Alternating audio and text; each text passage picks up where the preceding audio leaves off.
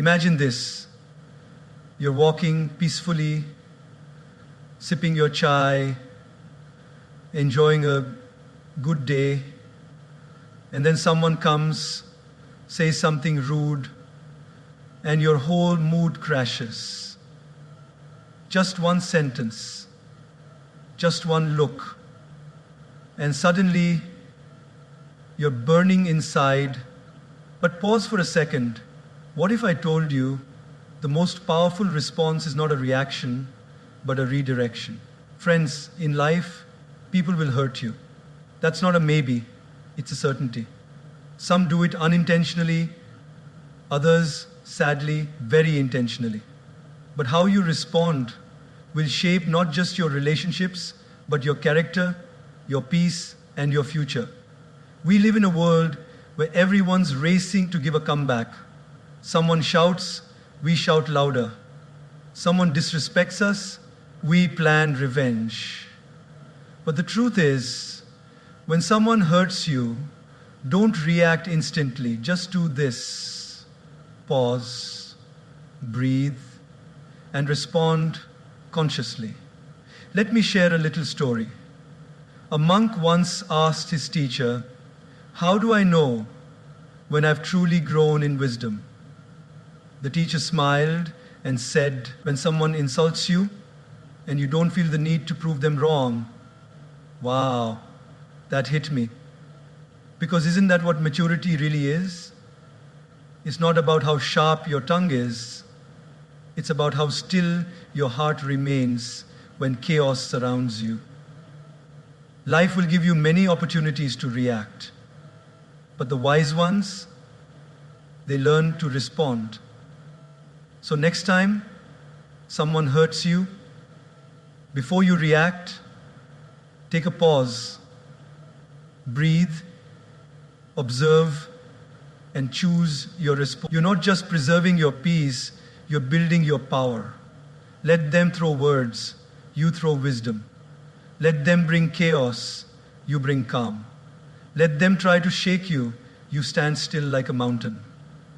Because when you master your reaction, you master your life. In a world where everything moves fast, messages flying in, tweets flying out, we've gotten used to instant responses. Someone criticizes us, we reply in seconds. Someone hurts our feelings, we send that angry message back. It's like life has become a tennis match. You hit, I hit back harder. But in this rush to react, we often forget to reflect. Think about this.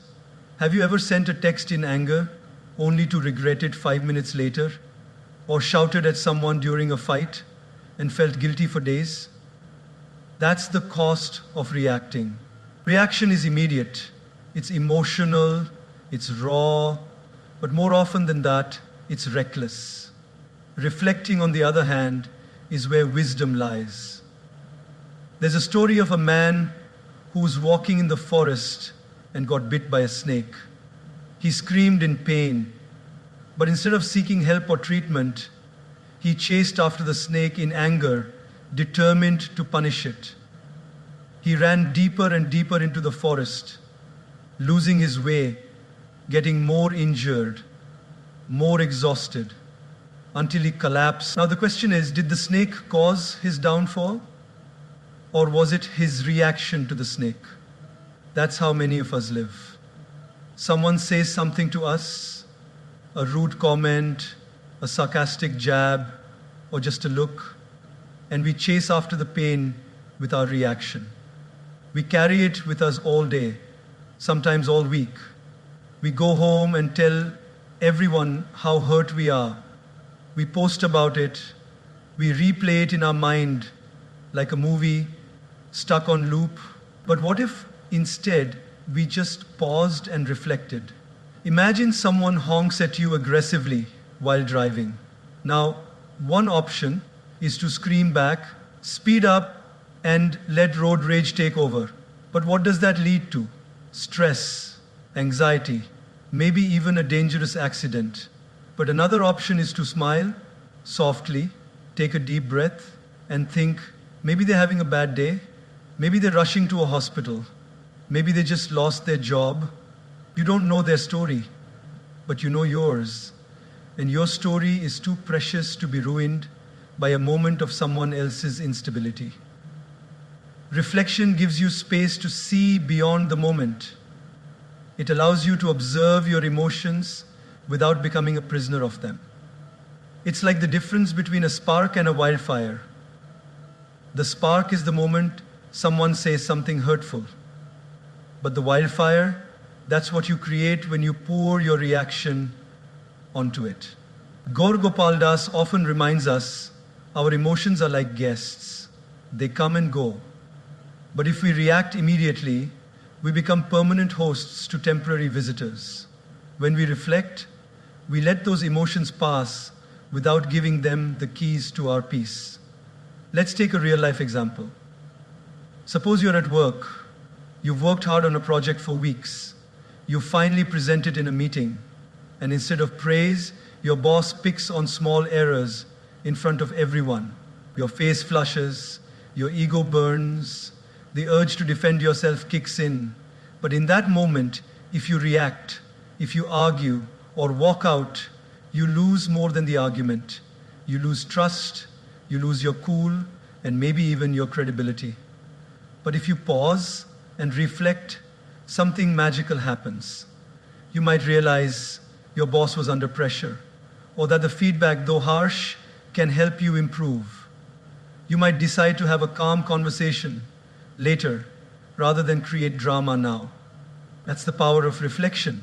It gives you control over the moment instead of being controlled by it. Children react, adults respond. The difference? Reflection. When someone hurts you, try this. Step away for a moment. Go for a walk. Write down what you're feeling. Talk to a friend you trust. Give yourself a few hours or even a day before responding. You'll be amazed how differently you see things once the emotional fog has cleared. Your dignity, your peace, your happiness, none of these should be sacrificed just because someone else lost control of their behavior. When you react, you mirror their behavior. But when you reflect, you rise above it. Every time you resist the urge to react, you're training your mind to operate from wisdom, not wounds. And this training, over time, makes you unshakable. So next time someone hurts you, don't reach for your phone, don't raise your voice, don't sharpen your tongue. Just take a breath, close your eyes, and reflect. Because true power lies not in how consciously you choose to.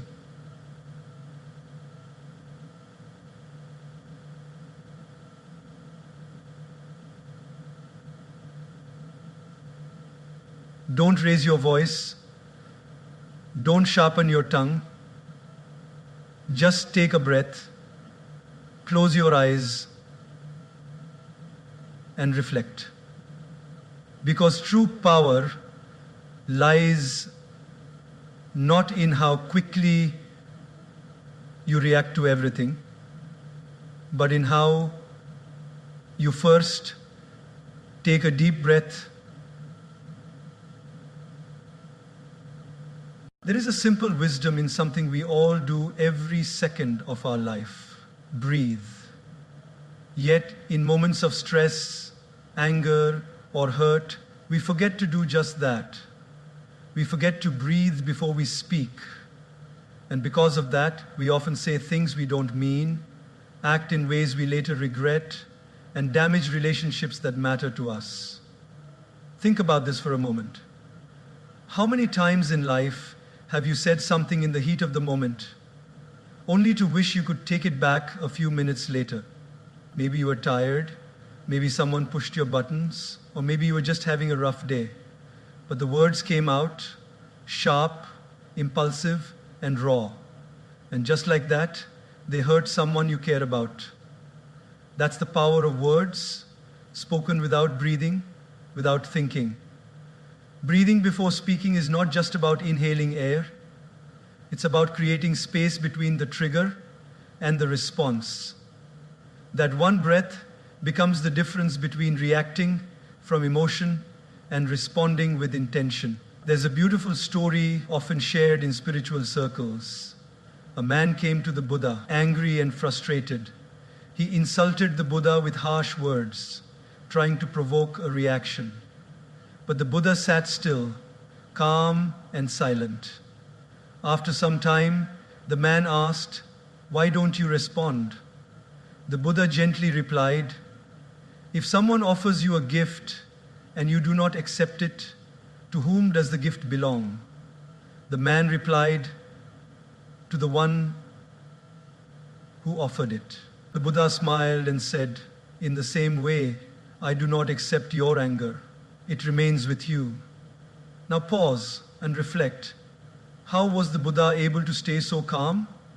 The answer lies in that silent gap, that pause, that breath, that moment of stillness gave him the clarity to not take on someone else's negativity. And we can do the same. Let's take an everyday example. Imagine you're in a team meeting. You share an idea you're proud of, something you've worked hard on, and a colleague dismisses it instantly, even ridicules it. You feel the sting of embarrassment, the flush of anger rising up your neck.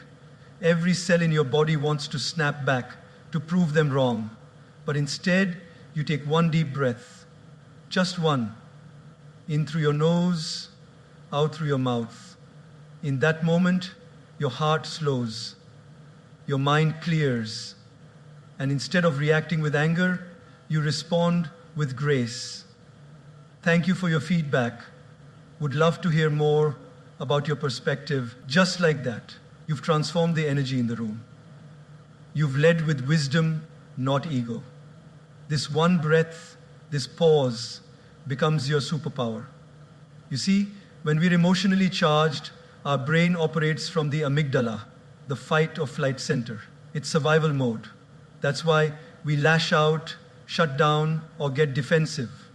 But the moment we breathe consciously, we activate the prefrontal cortex, the rational part of the brain. Suddenly, we're not reacting from fear or anger. We're responding with thought and maturity. Gaur Gopal Das often says, if you can control your breath, you can control your life. And it's true. The breath is the bridge between your mind and your emotions.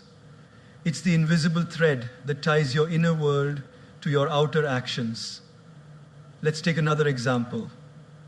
Picture a parent who just got home after a long, exhausting day. The house is a mess, the kids are shouting, and one of them spills juice all over the floor. The parent is at the edge of snapping. But they stop. They close their eyes, take a deep breath, and count to 5. Suddenly, they see things differently. They see the laughter of their child, the innocence in the mistake, and instead of yelling, they kneel down, clean the mess, and turn it into a moment of connection. That breath saved the moment. That breath protected the relationship. So often, what we need is not more words, but more space between our words, more silence between our emotions, more breath between our impulses. When someone says something hurtful, before you reply, breathe. When life doesn't go your way, before you complain, breathe. That breath may seem small, even unnecessary, but in reality, it is everything. It gives you time to choose your tone. It gives you space to think. And most importantly, it gives you the power to stay in control of yourself. Words once spoken cannot be unsaid, but words delayed through breath can be transformed. And often, silence says more than speech ever could.